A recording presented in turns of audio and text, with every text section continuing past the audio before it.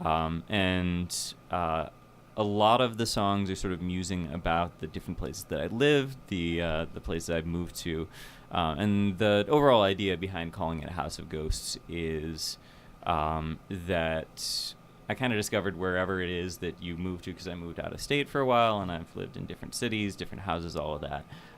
But some of those moves were trying to kind of escape the ghosts of my past, and that's not how it works if they're living inside you. So the idea behind the album title is that each one of us is our own haunted house that we carry with us. So that's kind of the idea behind it. Sound wise, it's got a little bit more of a full band rock production than my previous records have. I was working with Eric Bertignoli of Eric Bert Audio as my co-producer and my drummer on this record. And he's very much like a rock producer, so it was fun working with him to like add that little bit of edge to the production of this, but still try to structure the songs so that they could be stripped down for the solo looping performances that I do. But yeah, true. I know you sort of mentioned a little bit of that in April and that. Mm-hmm. So what did you do? Purple or chrome? This one's purple. This is the purple record, which it seems like a good Halloween-y color. It's true. I already have an orange record, so I couldn't go couldn't pumpkin color. But purple's got kind of that like creepy, dusk, that sort of vibe to it. So true. So this is the purple record. I'm going to be releasing it on CD, even though I don't own a CD player anymore. That still seems to be a way that one puts out a record. Especially with that. There you go.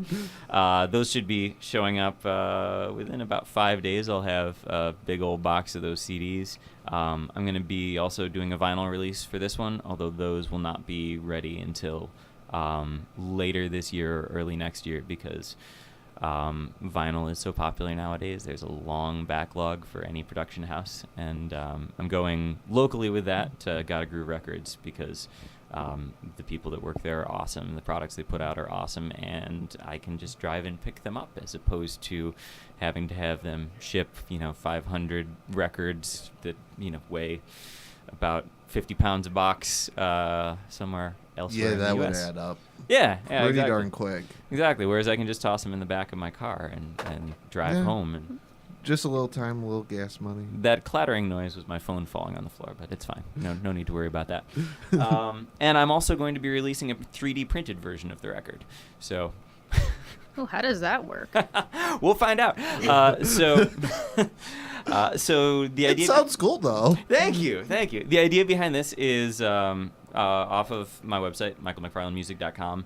You will be able to purchase the 3D file. So if you have access to a 3D printer, which most libraries, like major libraries, have those there. So I know that Cleveland Public Library, Akron Public Library, a lot of those, you can go in and work with their 3D printers and things like that.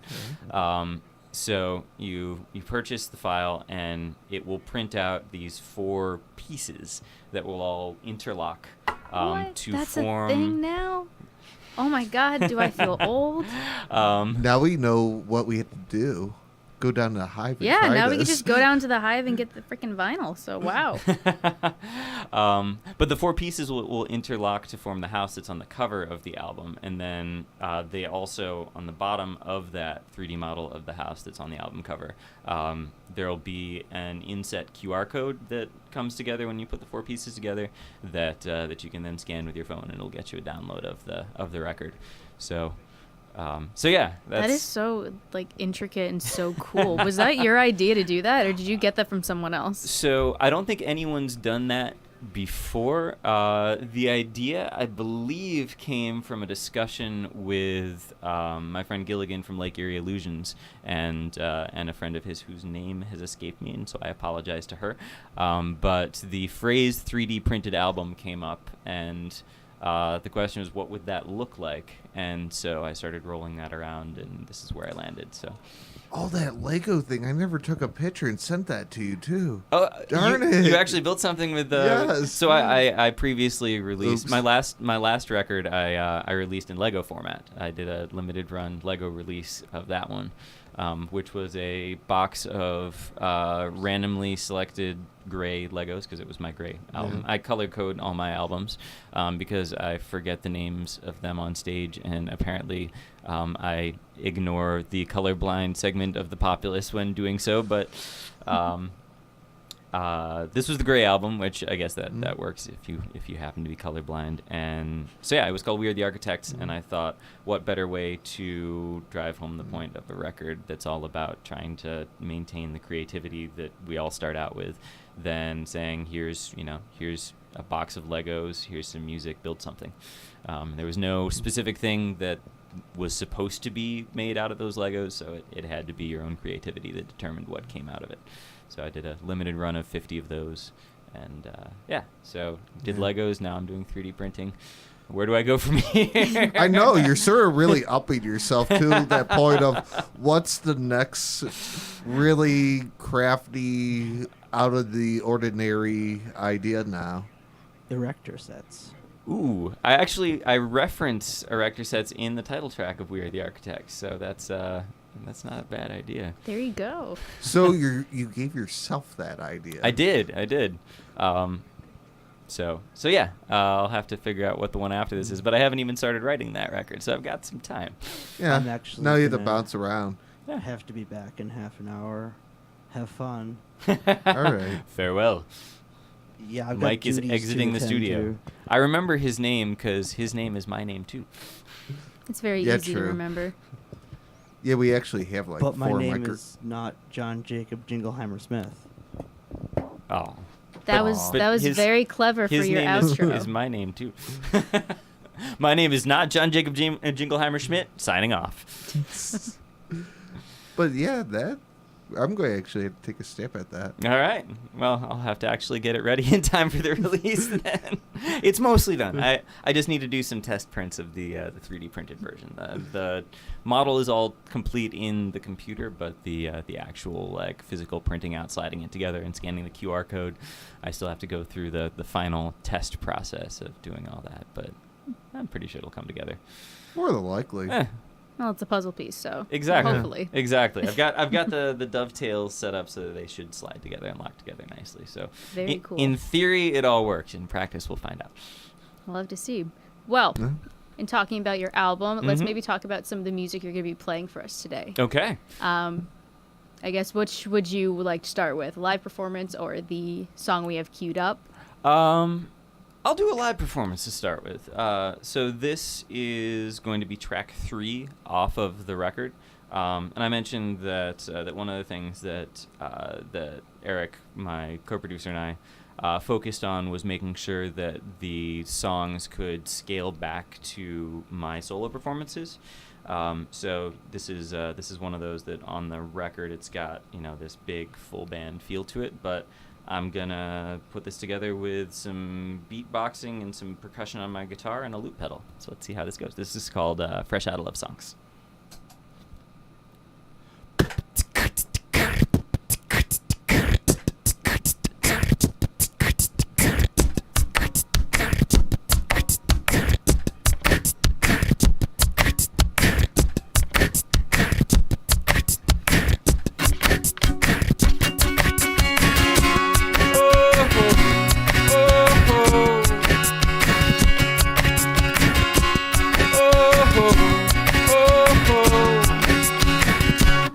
She said, hey boy, could you write me a love song? 'Cause I'm tired and the world has got me down. Something sweet with a happy ending. 'Cause I'm sinking in the river, need a rope so I won't drown. I'd rather jump in with you and let my body lift you. 'Cause I don't deal in happy endings. I won't swear that you will never have to fall asleep to sirens. And you won't close your eyes and cry behind your eyelids. But I promise I meant all those words I whispered in your ear. I never run out of love, but I'm just out of love songs, dear. Oh, oh, oh, oh.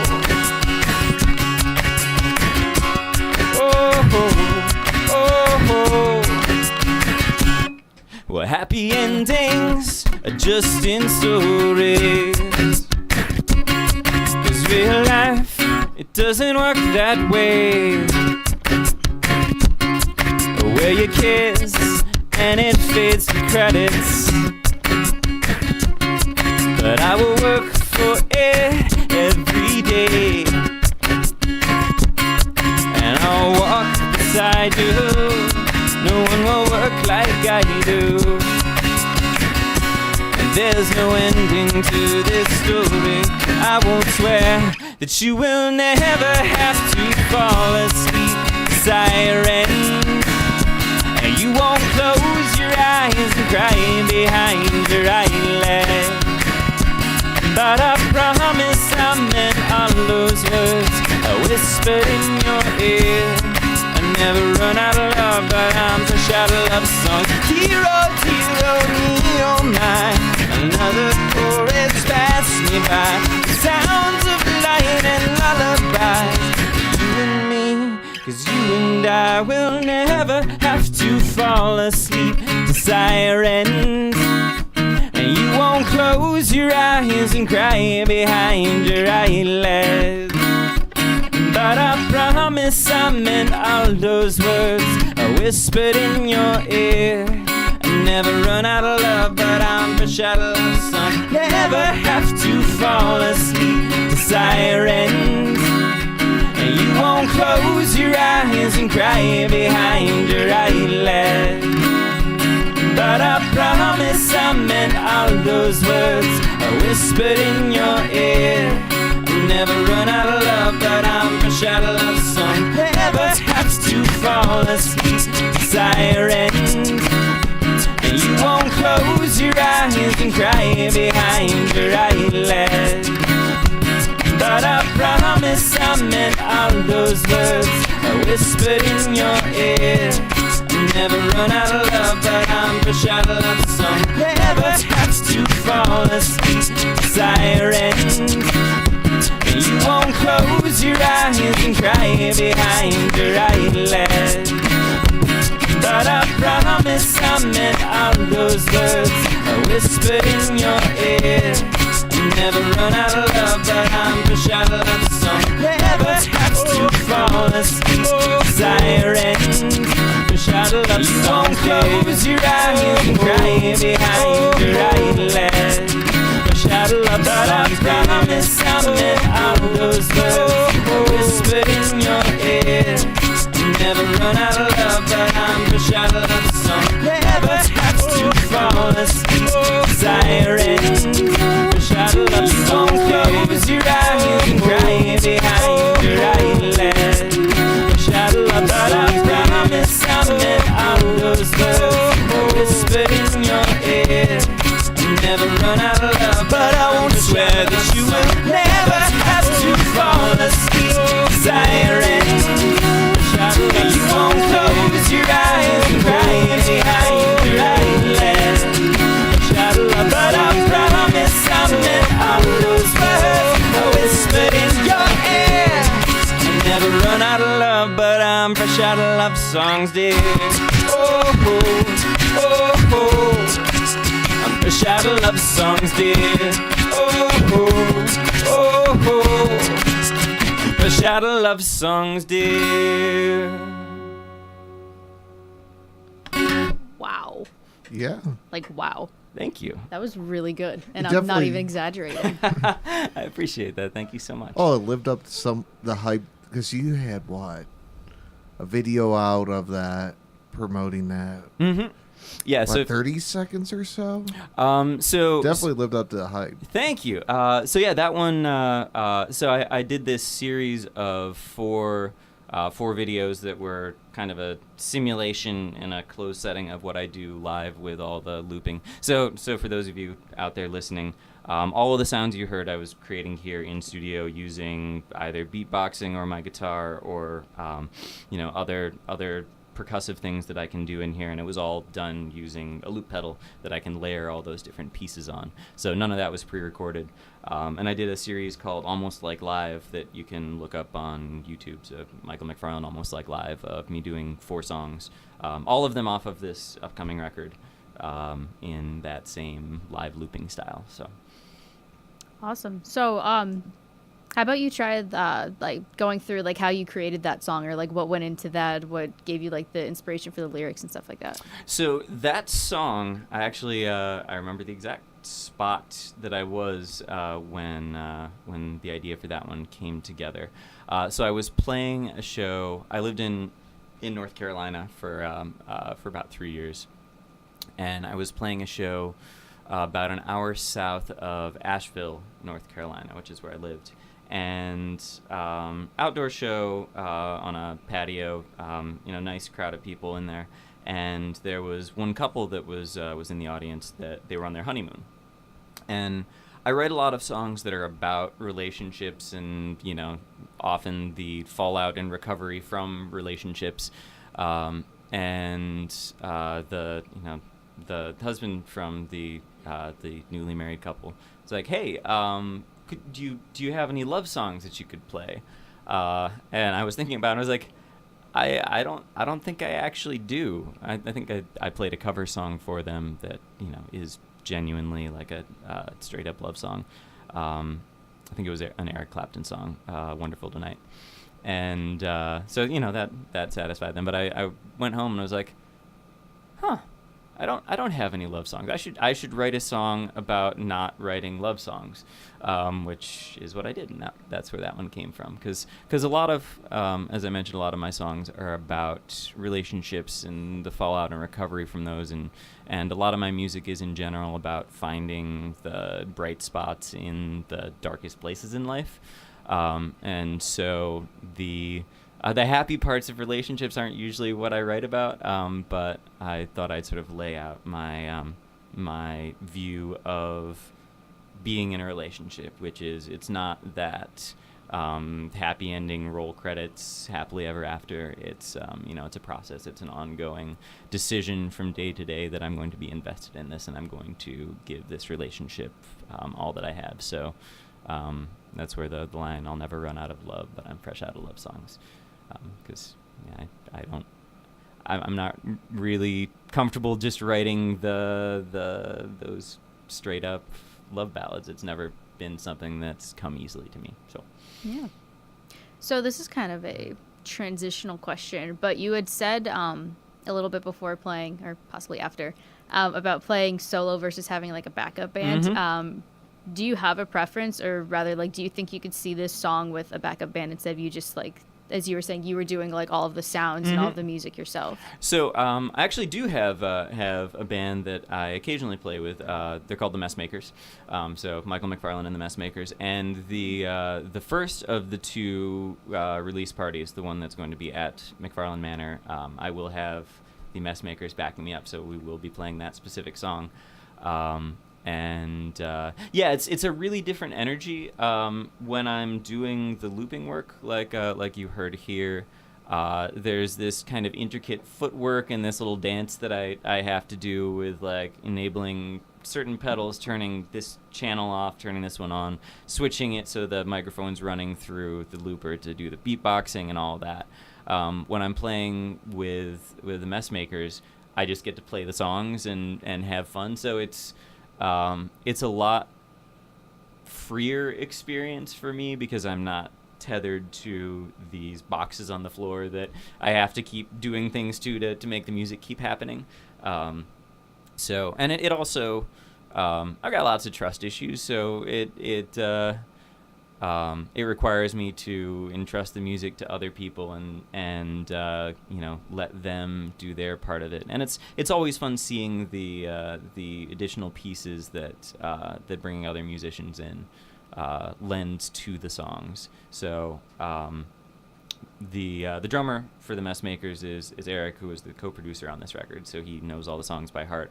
The electric guitarist and second vocalist in the Messmakers is Kevin Conaway, who is a singer-songwriter himself. I'm producing his record right now. Actually, we've got a session tonight that we're going to be working on vocals for his record. And the bassist is my friend Gary, who he's played in all kinds of bands around the area. So they're these great musicians that all have their own pieces that they bring to the puzzle. So just like my live performances when I'm solo aren't exactly like the album, but there's that parallel as far as structure and as far as melody goes. The same thing's kind of true with the live performance, even with the full band.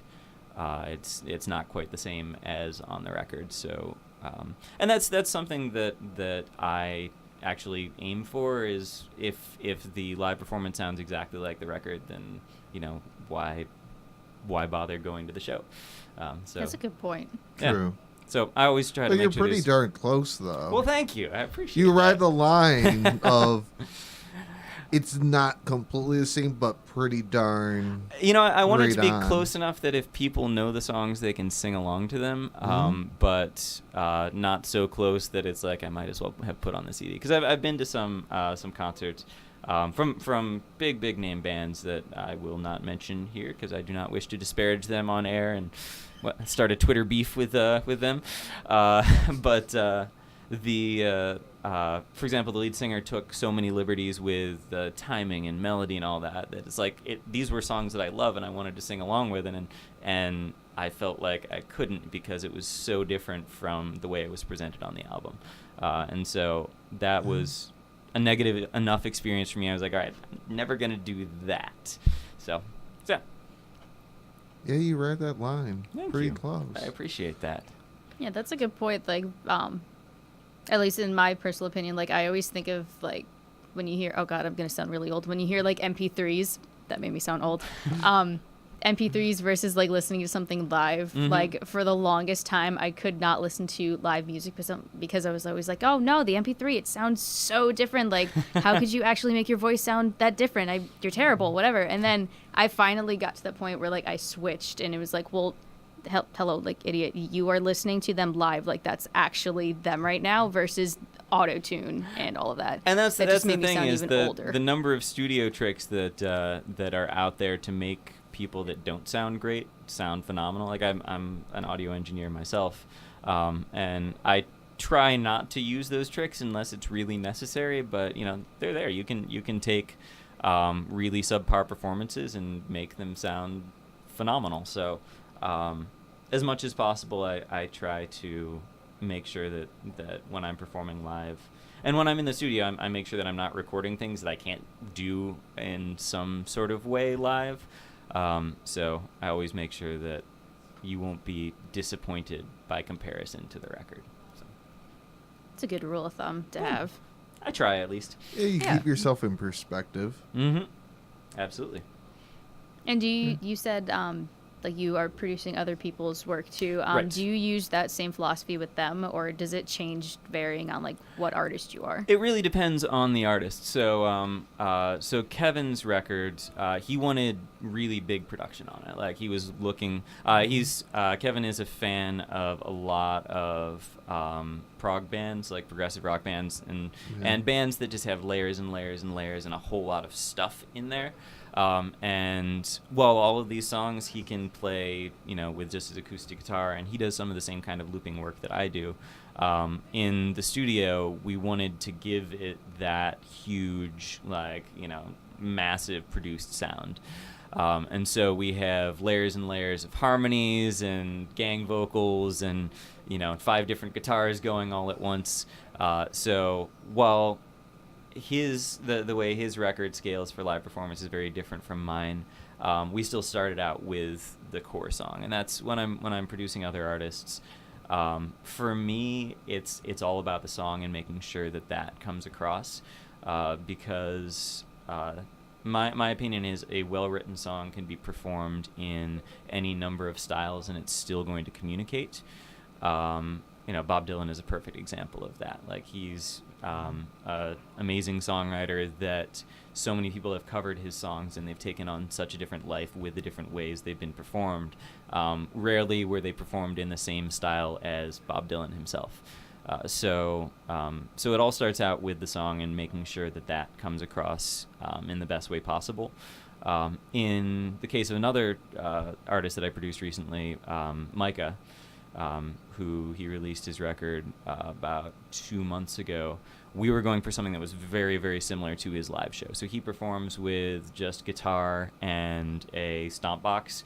Stomp box, for those of you that don't know, it's just a box that sits on the floor and you like step on it and it sounds like that. That was on my guitar, but it's very, very similar sound. So he plays with that and a tambourine around his other ankle, and that's all that he performs with live. And so that was where we started with for his record, was like, all right, we're going to do guitar and this simple percussion and not try to add too much on top of that. And we treated the stomp box differently in the studio to make it sound different on different songs to better fit the feel of them. Some of them it sounds like a huge bass drum, others it's a little bit more of a subtle thing. But yeah, check his stuff out. His name's Micah Foster. He goes by Micah. His album is called I Want to Be a Turtle, and it was really a blast working with him on that. So it depends on the artist, whether it's exactly what they're doing on stage, just taking it to the studio, or going with the full production. And it depends in part on what they imagine their record being.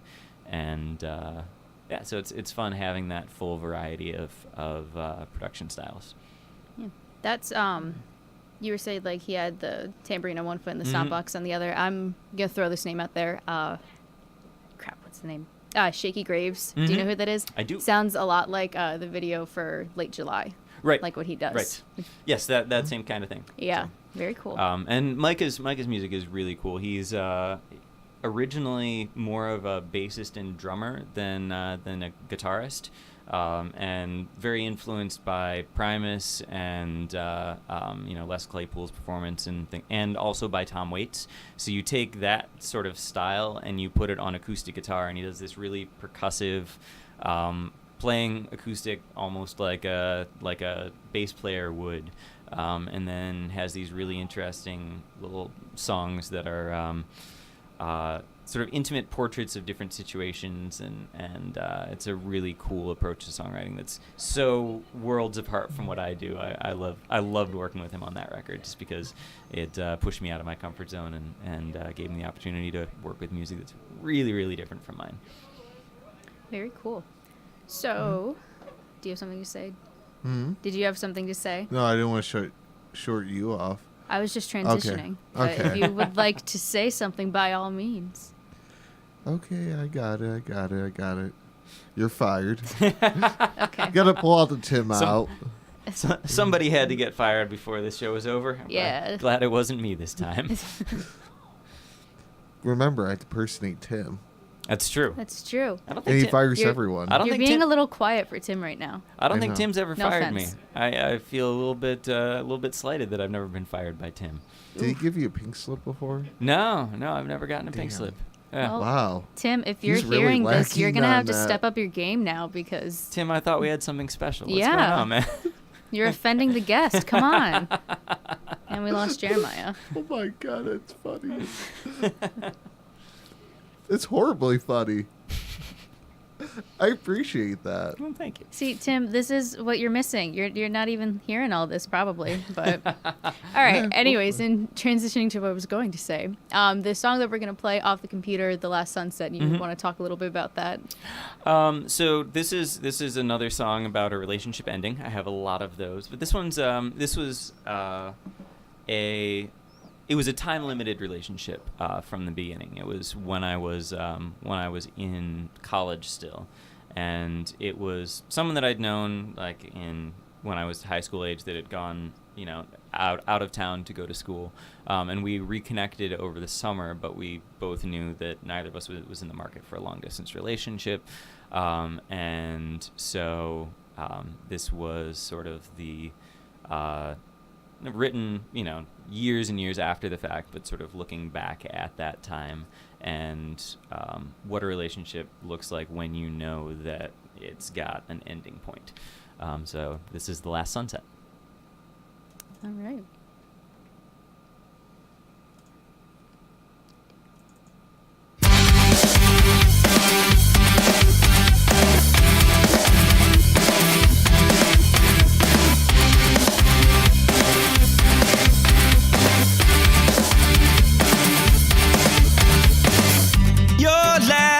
Weekend in town. You say if you're around, just come to meet me under the street lights. Coffee and cold hands, stay out till daylight. 3 months measuring time, 3 days down to the line. Savor the cents and sentences we share. You know it's coming soon. The last sunset of summer. The last light in your eye, the last gasp of a runner. Just stop saying goodbye. One last note on my door, the same words as before. Just come to meet me under the streetlights. You know it's coming soon. The last sunset of summer. The last light in your eye, the last gasp of a runner. Stop saying goodbye. The first taste of an ending, the first final hello. We won't break but we're bending. I won't beg you to go with me. This path's not for you. Just come to meet me under the street lights. Only being fractured in two. Just come to meet me. Just come to meet me. Go with me. This path's not for you. Just come to meet me under the street lights. We're only being fractured in two. Just come to meet me for the last sunset of summer. The last light in your eye, the last gasp of a runner. Stop saying goodbye. The first taste of an ending, first final hello.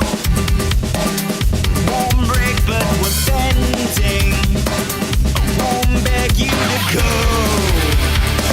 The last sunset of summer. Last light in your eye, the last gasp of a runner. Stop saying goodbye. The first taste of an ending, the first final hello. We won't break but we're bending. I won't beg you to go. The last sunset of summer.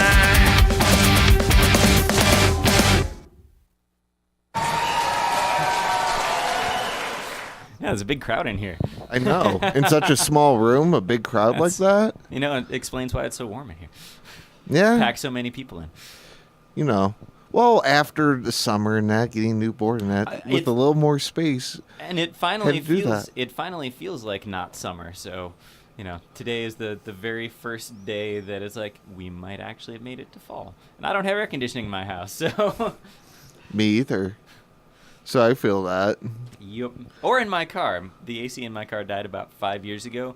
And like every spring I'm like, should I spend the money to get it fixed? And then by like halfway through the summer I'm like, God, I wish I'd spent the money to get it fixed. But we're already halfway through the summer. I'm not gonna drop that cash now. Constant procrastination. Right, exactly. So, I suffer without the AC and then like, it's I can put that off till next year.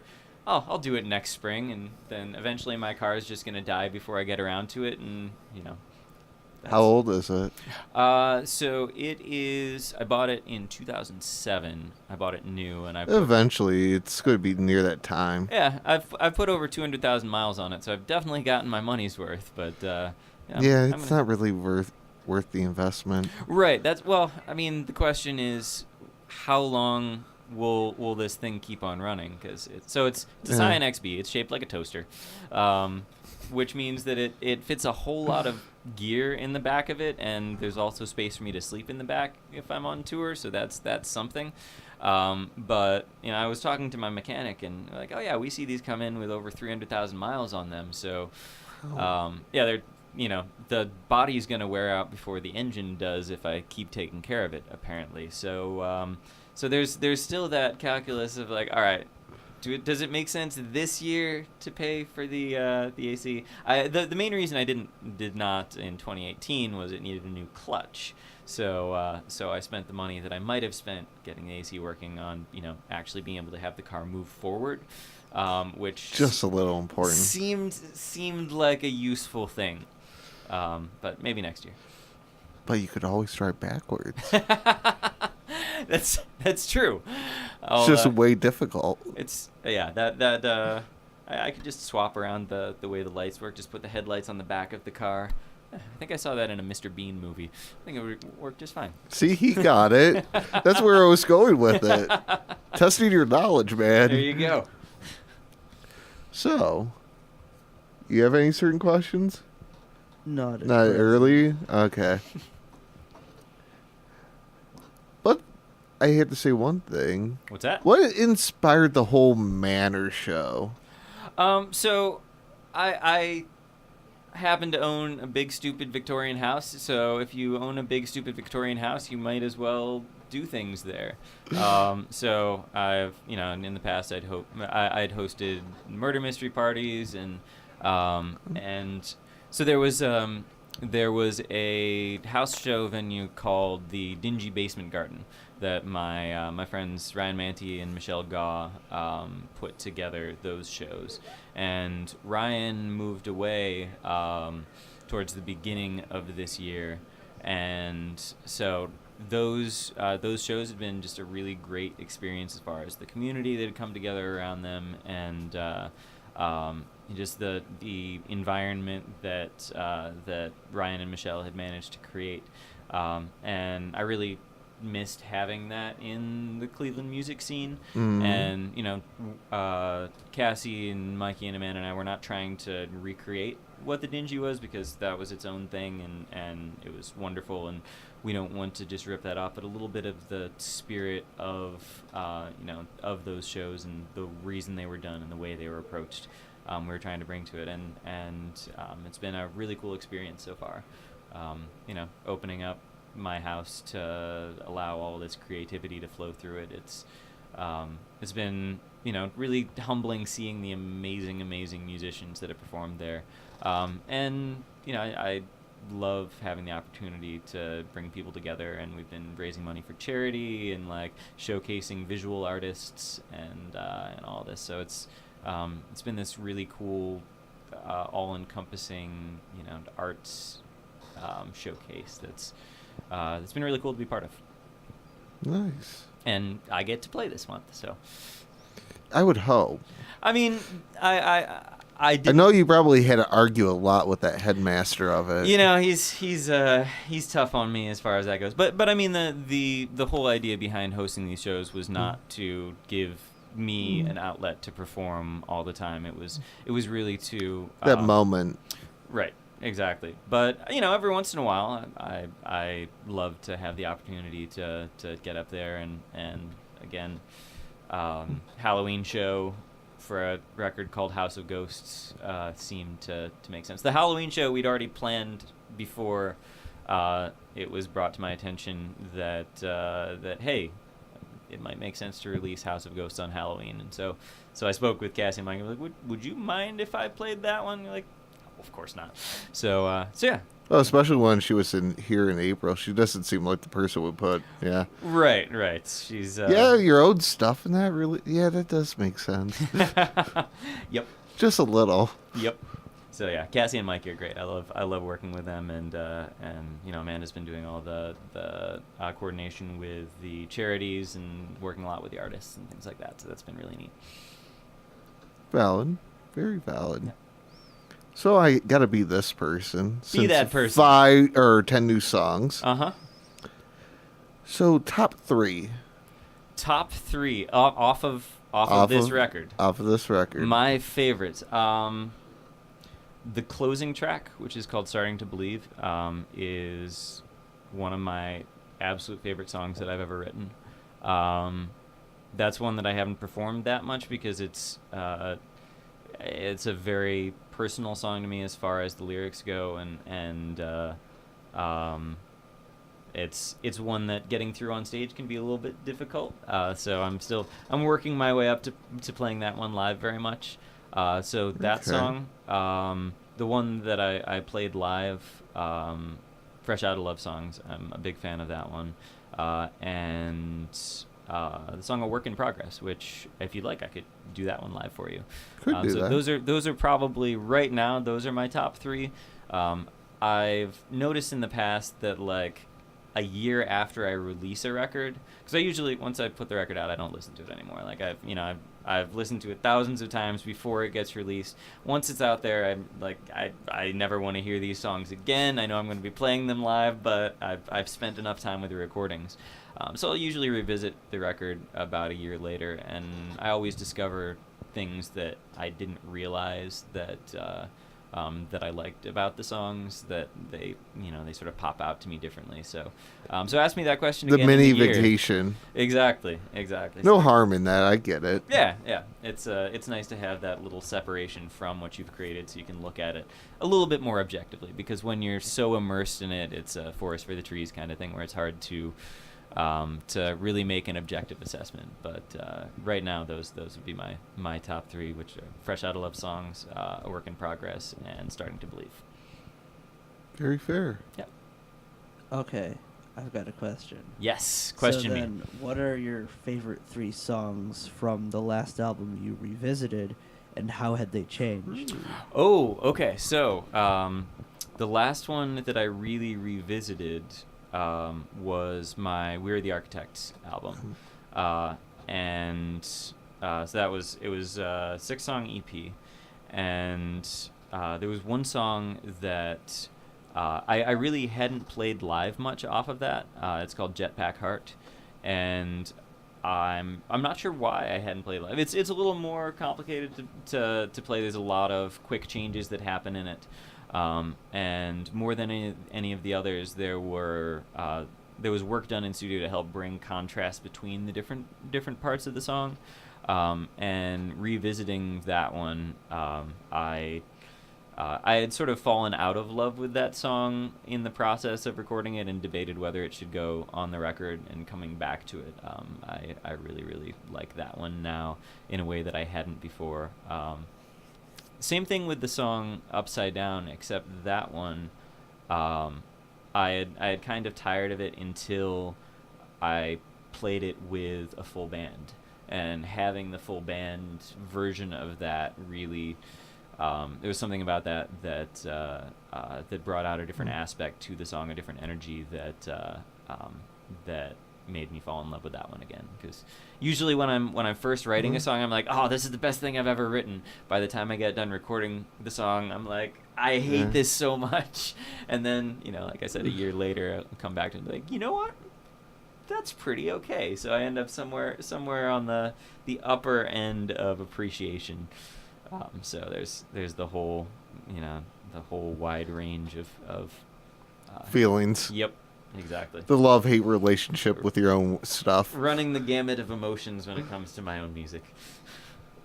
Almost everyone has that. Oh, yeah, at I some think- point in time. I think anyone that does anything creative, there are times that you absolutely love what you're creating, because why would you be doing it if you didn't enjoy what you're making? And other times you look back at it and you're like, oh my God, I can't believe that I put this out there in the world. This is just awful. So Then you go back and, okay, I don't mind that. right, and sometimes it's even seeing it through the lens of somebody else. Like there are a few songs that people have mentioned to me off of my older records, and like, I really, really love that song. Why don't you ever play it? And like, wait, people like that song? Oh, okay, all right, I'll bring that back into my set list, because I'll often write songs off myself, and until someone else mentions them, they just they fall out of my live set list. So yeah. Valid. Never thought that. Yep.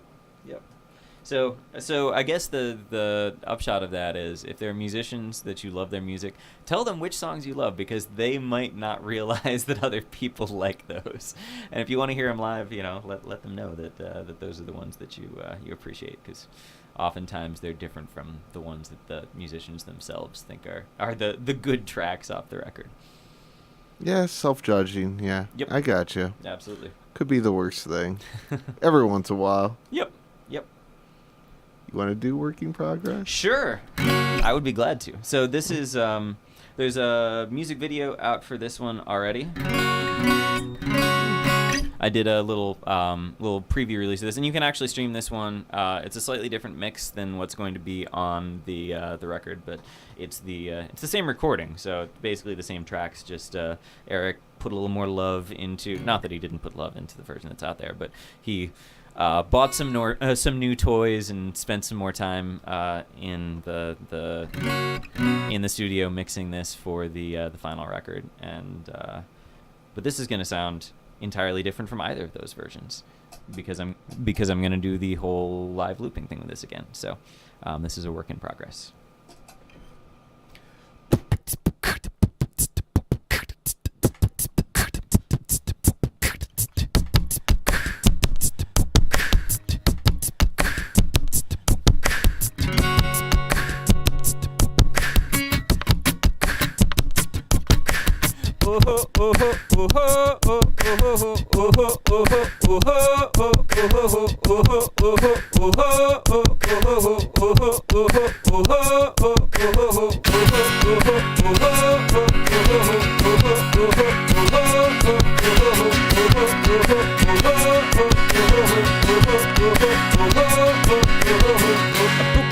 And a broken promise. Your smirk says I'm your new accomplice. So let's go and take a breath. If we're being honest, I wanna laugh. That's a work in progress still. 'Cause I will be waiting here for you. I don't care if we don't last forever. Feel the fire as we burn together. You believe that living life keeps dead debate. Steal my money and you steal my breath away. You don't care if you're the sole survivor. I'm the passenger and you're the driver. You believe that living life keeps dead debate. Steal my money and you steal my breath away.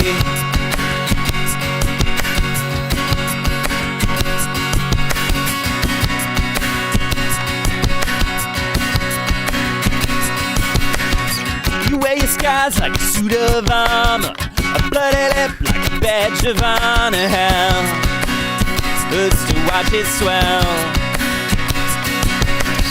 A pretty smile like a barroom brawler. Say you saw my face on a $50 bill. Well, I will still be waiting here for you. I don't care if we don't last forever. Feel the fire as we burn together. You believe that living life keeps dead debate. Steal my money and you steal my breath away. You don't care if you're the sole survivor. I'm the passenger and you're the driver. You believe that living life keeps dead debate. Steal my money and you steal my breath. 'Cause you're standing in the wreckage of the rest of me. But now I know I didn't make this mess, you see, but still I want a life that's a work in progress. I want a life that's a work in progress. Standing in the wreckage of the rest of me. But now I know I didn't make this mess, you see, but still I want a life that's a work in progress. I want a life that's a work in progress. I want a life that's a work in progress. And I won't be waiting here for you. I don't care if we don't last forever. Feel the fire as we burn together. You believe that living life keeps death at bay. Steal my money and you steal my breath away. You don't care if you're the sole survivor. I'm the passenger and you're the driver. You believe that living life keeps death at bay. Steal my money and you steal my breath away. I don't care if we don't last forever. Feel the fire as we burn together. You believe that living life keeps death at bay. Steal my money and you steal my breath away. You don't care if you're the sole survivor. I'm the passenger and you're the driver. You believe that living life life instead to pay. Steal my money and you steal my breath away. Will you steal my breath away? Steal my breath away. Steal my breath away. Steal my breath away.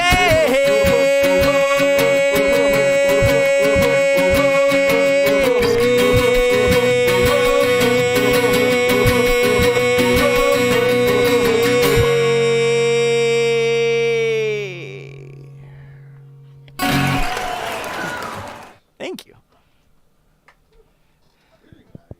Appreciate that. Yep. Especially because I actually checked out that video. Would help if I turned my mic on. Might be useful. Just a little. Well, yeah, after seeing the music video now, Mhm. that's pretty spot on. Thank you. I appreciate that, man. Between that and that, Mm-hmm. Yeah, it's fun, like trying to again take, because I write the songs with this whole looping technique in mind. So I write it with having these kinds of backbeats behind it, and then for the studio I bring the songs to Eric, and like he writes drum beats that are inspired by the kind of like beatboxing and like guitar percussion that I do when I'm playing them live. So it's sort of like taking that and running with it, and turns into its kind of its own animal in the studio, but definitely in the same family that you can hear the parallels between the live performance and the studio versions. but just curiosity, Mm-hmm. going of with developing the song Mhm. to now doing the whole looping. Mm-hmm. How long, or is it a challenge in between of trying to develop that, try to figure out how to do it? So it was at first, because it's sort of like playing a second instrument at the same time that I'm doing all the performances. As I've gotten more comfortable with the looping, it's become more natural, and if I can hear the pattern that I want to do and the way I want to build things in my head, I can usually manage to get it out onto the looper without too much work. There's only one or two songs on this new record that before playing them live, I'm gonna need to spend a bit of time making sure that I can really execute them well. Those songs are Skip and The Year We Came Alive. All the rest of them, they kind of came naturally from the writing process into the performance. Oh. Yeah. I was just curious. I never thought of that with anyone that came in and was looping anything to ever ask. Yeah, so I started out with looping. I started out really simply with just a single pedal looper that didn't have any of the vocal inputs or anything like that, and only had one channel that I could use on it. So I kind of started out simply, and then a few years back I upgraded to this, which is a Boss RC30 loop station, which lets me put all of those vocal layers in as well, and lets me switch between two different tracks and turn them on or off while I'm performing. So I sort of like built up the complexity of what I'm doing little by little. So it wasn't diving in head first and trying to do all Smashing in the wall. Got right, it. exactly. Because if you watch what I'm doing on stage, there's it's almost like dance steps that I've memorized, and most of it by this point with what I'm doing with the looper is muscle memory. Although since I'm sitting down in the studio, it's a little bit different, and figuring out where my feet need to be and the different movements that I need to. Second guess thing of you sort of you're that, but then it's you take a little bow to your right with your eyes. So normally when I'm performing, I'm standing up, and I know where my pedals are at my feet, and like I don't have to look down too much to make the changes. Here in the studio, I'm definitely doing the look down. I'm like, all right, where is that one? How do I get my foot to the right place at the right time? The comfort zone. Yep, yeah, it's good though. Pushing the comfort zone makes for a better artist, I would think. So True. yeah. True. Mike, got anything? Oh, I was just gonna. Well, the question I've got floating in my head is, what's your favorite food? My favorite food. I'm a big fan of Ethiopian cuisine. There's a place Wow, I on wouldn't expect it. the near east side of Cleveland called Empress Tattoo that you should check out. It's really good. You should try it out. Besides, we haven't went to this. Besides the release parties, Mhm. any other shows upcoming? So I will be playing 2 shows in Toledo this coming weekend, and then I don't have all that much on my calendar until the release parties, just because I'm trying not to stack too many things in the weeks right beforehand. But there'll be. You can always go to michaelmcfarlandmusic.com and see what all the upcoming tour dates are going to be, because I always end up adding a couple additional shows every month. But for the future couple of weeks, it's mainly the 2 shows in Toledo, and then Through that mellow out process. exactly, 'cause there's lots of Fair things to enough. get in line with before the release party for everything else that cramming too many performances in didn't seem to make sense. Fair enough. Yeah. Sanity's worth just a little something. It's overrated, but I For the figure most part. I'll hold on to what little that I have. Like all of us, Exactly. to be honest. Fair enough. Besides, want to nail one more track off of the Yeah. record here? Sure. Let's do. Hold on. Let me think. Let's do the title track. House of Ghosts. Okay. Here we go.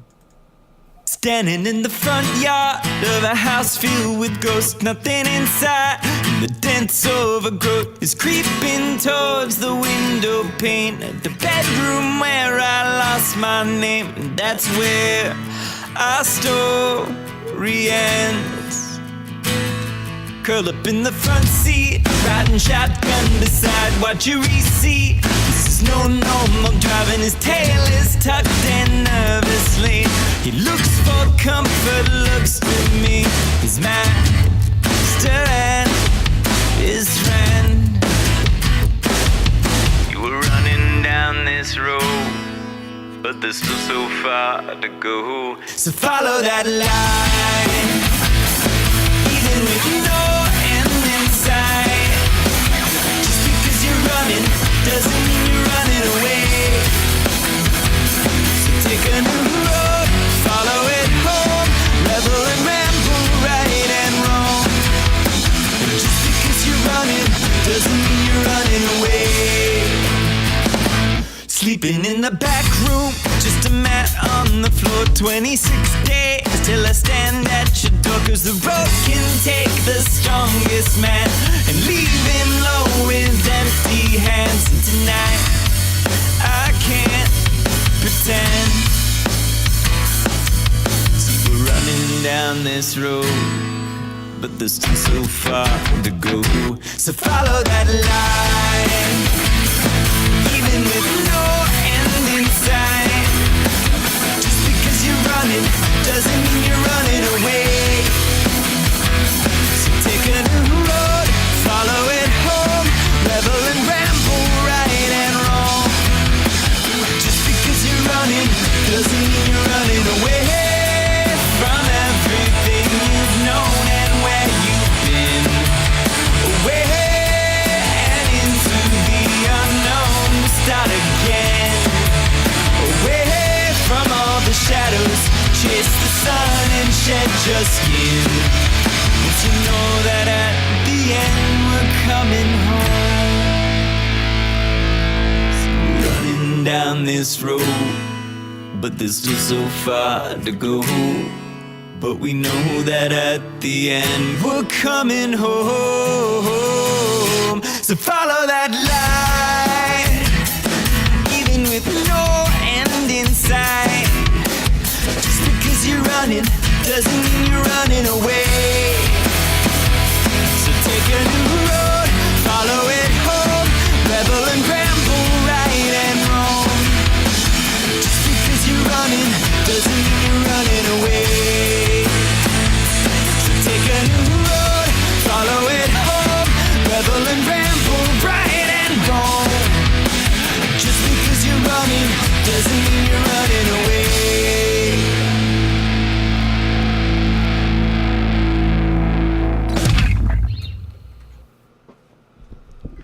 nice. Thank you. So yeah, you can hear Eric's drumming on that one. He just did a great job on the record as co-producer and the mixing and mastering engineer and the drummer. So it's been a really fun creative partnership that I've formed with him over the past few years. Definitely, you could tell. Yeah, we managed to. So we had set aside 2 entire days for tracking the drums, and we called it a day early on both of those, just because things were going so smoothly with all of it. So that was great. Being ahead of schedule is not the horrible thing. No, nothing to get mad about with that. Yeah, especially like how you were saying, like in April last time we were here. Mm-hmm. You're sort of letting someone play with your own work and that. Yep, exactly. It's turned out pretty good. Yeah, and like I said, I have a lot of trust issues, and I'm working through those. I think my therapist would be proud that I'm have a co-producer now that I'm handing off the mixing and mastering for my record. She'd be like, nice work. Way to let go of one thing in your life. So trust me, I have it secretly deep down inside too. Every once in a while. Fair enough. So we all have that issue. Yep. So. Yeah, I would say that. I have nothing necessarily else. I mean, that's about all. I can talk and talk, but that's the main thing. Records coming out on Halloween. Two release parties. One of them happening at McFarland Manor, which is it is a private show, but if you send a message to McFarland Manor, you can find it on Facebook, McFarlandManor. You can get the address for that, and then a public show where I'll be playing the entire record front to back, just solo, will be at the Oddmall Outpost in Akron the following day on Sunday the 28th. So you can catch me at either one of those, and you can find all my stuff online, michaelmcfarlandmusic.com, and it's on Spotify and all that, and the new record will be going up on there on the 31st. Yeah. So. And stay tuned for the 3D printing thing. Yes, 3D printed version of the record. If you didn't hear earlier, that's something that's going to be happening as well. Yeah, now since you put it out there, for sure, I'm going to just try for the heck of it. Absolutely. I'll run a couple more tests to make sure that it works before it goes live. But yeah, I'm excited about that. It's definitely a unique one. I give you props on it a lot. Thank you, man. You really keep it fresh.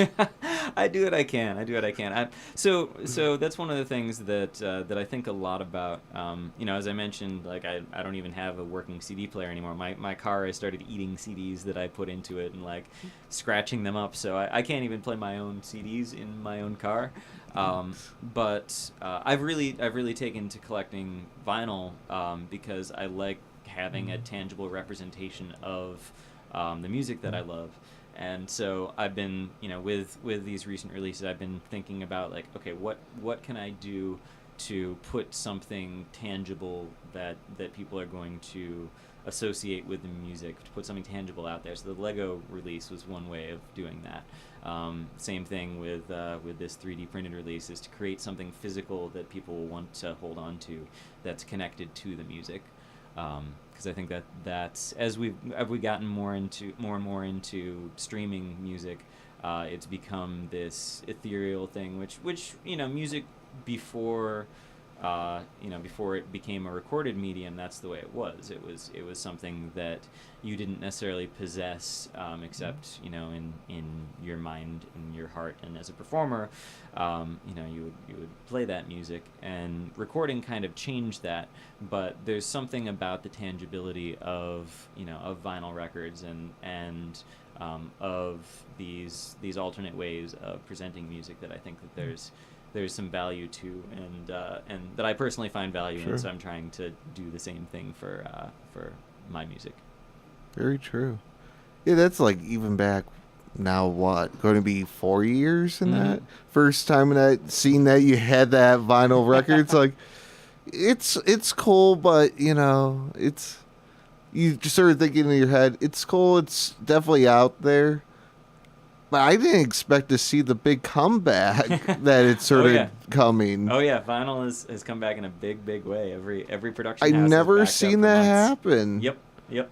And I think it's because everything's shifted to streaming so much. People that love music and want to have that connection to it. They want something to collect. They want something to take home with them. I've had people tell me like, I'm so glad I bought your record on vinyl. I listen to it on Spotify all the time. Like, wait, what? Oh yeah, I don't own a turntable, but I'm really glad I bought the vinyl record. Oh, okay, that's great, and that's exactly what I was talking about with having something that you can hold on to, that you can have in your hands. That, Especially like now, you sort of see like few local musicians. I've been noticing doing that. Mm-hmm. It's like I never thought that would become a bigger thing that it was. Yep. Yeah, it's come back in a big way. So Here's the spot child of the whole movement. He started it. I jumped on the bandwagon early. I did with the failed breakup, sarcastic tango release, and I'm excited to jump back into vinyl with this one as well. So yeah. Definitely. It's been a pleasure, Michael. Oh, like always. Always. Thank you so much for having me in here. I really appreciate it, Jeremiah and Mike. Thanks for having me. And, Except you sort of fell short of one thing. What's that? Putting a hole in the wall.